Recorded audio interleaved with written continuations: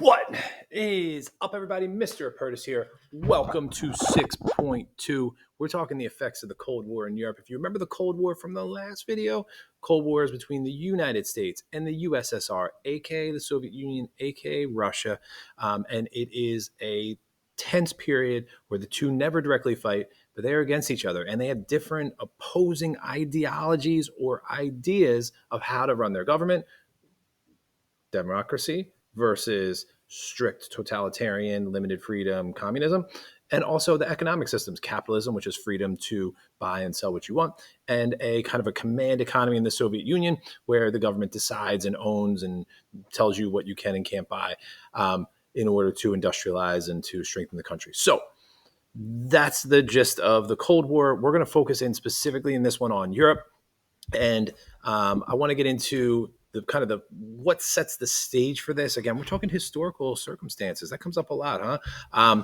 And before World War II even ends, as it gets close to the end, like a year or two before it ends, 1944, 1945, some of the allies meet together to try and figure out, what are we going to do after this war? Because we remember the Treaty of Versailles, and it was a horrible treaty, and people were angry. It leads to the rise of the Nazi Party in Germany, Japan, and militarism. Like, what can we do to make sure this doesn't happen again? And they hold two conferences, 1944, 1945. One is at a place called Yalta, another is at a place called Potsdam. And these two conferences, the big three, which is the leader of Great Britain, which is the Prime Minister Winston Churchill, the President of the United States, Franklin D. Roosevelt, and the leader of the Soviet Union, Joseph Stalin, sit down and they meet to try and figure out, especially at Yalta, to figure out what to do. And to try and figure out how to rebuild Europe after World War II. Because remember, Europe is the site of a lot of these horrifically awful things going on, and war and death and destruction. So they're going to come up at this conference with a couple decisions to try and keep in the back of their mind to make everyone happy. How can we not make anyone mad after the war? And how can the winners, all who fought in this war, kind of get their little slice of the pie and be happy about it? So here's what they decide. Number one, what do we do with Germany? And what they decide is we can't just leave Germany on their own and just to let the Nazis stay in power. Someone's got to take control and to rebuild and to run the government and stuff. So they decide to split Germany into two. West Germany is going to be run by the US, Britain, and France, and it's going to be a democratic country and capitalist. East Germany is going to be communist, and it's going to be run by the Soviet Union. So we're literally just going to take Germany and split it in half, and what was one country is now two. So East Germany, democratic capitalist, West Germany, democratic capitalist, East Germany, communist. However, there also is the main city of Berlin, which is right here in East Germany, which is the communist side. And they also split the city in half as well. It'd be like taking New York City and drawing a line down the middle and saying everything on this side is communist and everything on this side is capitalist. And that's what they do. So they take this city right here and split it in half. So the green part, West Berlin, just like West Germany, West is the best. West Germany is going to be, and West Berlin is going to be democratic. East Germany, East is the least, is communist, and that is going to be in the East side. In 1948, Stalin says to the West Germans, who have been bringing food in by train to West Berlin, he says, I'm not letting you come through with your trains anymore. We're no longer going to allow you to deliver food to West Berlin. So the trains have been coming through here, through East Germany to West Berlin. He stops them. He's like, no, bro. And the U.S. calls his bluff in what is called the Berlin Airlift in 1948, and they start flying planes over East Germany and airdropping food in by parachute. They land the planes eventually into West Berlin to deliver food. And Stalin, who doesn't want another war, doesn't shoot down the planes, and eventually he says, okay, we'll start letting food come through. So it's a big standoff. Again, the Cold War is a lot of tension, a lot of times where you're like, oh my God, are we going to go to war? Are we going to go to war? And as these planes are flying over, and here's Berlin, as these planes are flying over in the Soviet zone in East Germany, people really thought war was going to happen. Kind of a common theme here. In 1961, after Stalin's dead, 13 years after this Berlin airlift, the East Germans are realizing that they're losing too many people from East Berlin into West Berlin. People are leaving the communist side and going into the democratic side. And it doesn't look good for the communist side. It doesn't look good for East Germany. So they decided to build a wall, and what is referred to as the Berlin Wall. And the goal was to keep the people in the East from leaving, although they claimed it was to keep capitalism from coming into their country, but neither here nor there.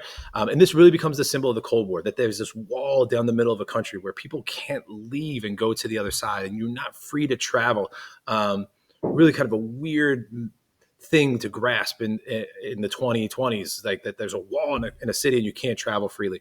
And it wasn't just a wall. There's a whole bunch of obstacles. There's a barbed wire fence, an electrical wire, and then you got guard towers here with people shooting down, and you got patrols, and you got rabid dogs trying to bite people, German shepherds, and like it wasn't easy to cross.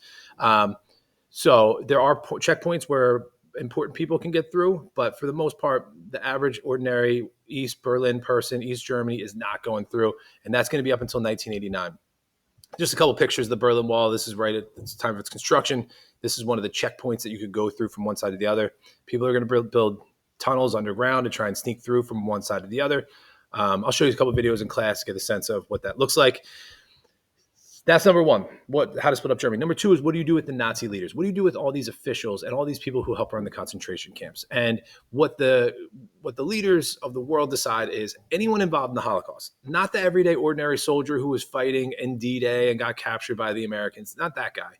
We're talking about the people who were involved in the concentration camps, the planning of the camps, the being a soldier in the camp and seeing the horrifically awful things happen. You all are going to be put on trial. And what is referred to as the first trial is the Nuremberg trials. And if you remember, the Nuremberg laws were the laws passed to segregate Jews, and that's the city in Germany where they were passed. And as a result, they're going to hold the trials in the same place, kind of like a big screw you to the Nazis. Like, that's where you started everything. We're going to end it in the same spot. And they put on trial 22 Nazi leaders. All are found guilty of what are called crimes against humanity, something so awful. It's like inhumane of what you did. And it's a crime against just human nature. All of them pled innocent. All of them said they were just following orders, and the judges were like, "Nah, you're guilty." So all 22 are found guilty. In the years that follow, more Nazi people have been put on trial. I think the most recent one who was arrested was in 2021. He was like a 92-year-old man in Michigan. Got to fact check me on that. But they're still looking for people who might still be alive who were involved in what went on in the concentration camps. There's also a question of what to do with the rest of Europe. So basically, this is where if you look at this line right here, for the most part, is where the Russian army stopped in World War II when the Germans surrendered. So they just never really leave. And this becomes what is referred to as the Iron Curtain. It's not a real curtain. It's an imaginary line that separates the communist countries, which are in green here, and you got East Germany here, right? We just talked about it, and from the democratic countries. So we're separating these two areas.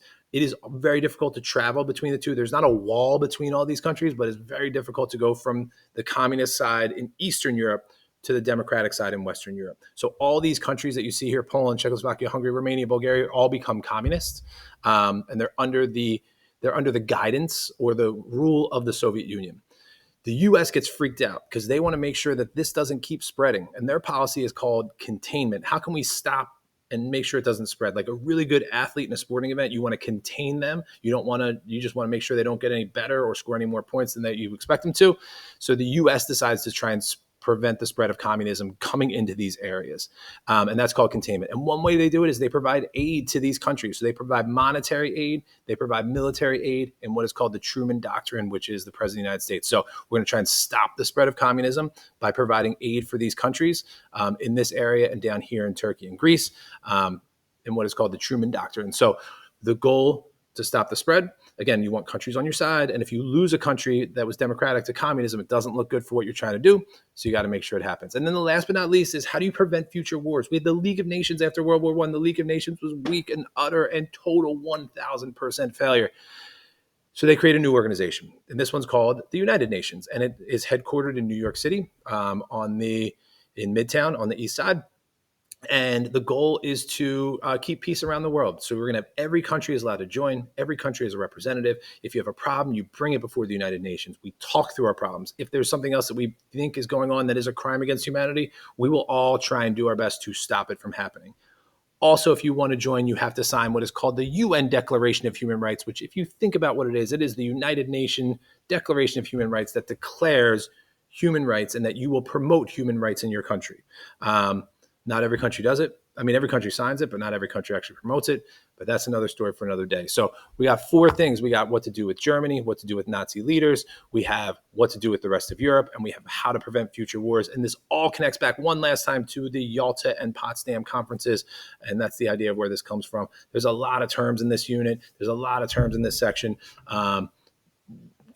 we'll keep getting through it. Just do the best you can. All right. That's all I got. You got any questions? You write it down. Feel free to let me know. I'm out.